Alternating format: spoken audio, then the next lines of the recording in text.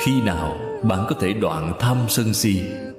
Khi nào bạn được tâm thanh tịnh hiện tiền, thuận cảnh không khởi tham ái?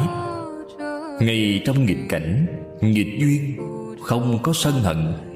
Ngay trong tất cả cảnh duyên, rõ ràng, tường tận, thông suốt, thấu đáo, không si mê.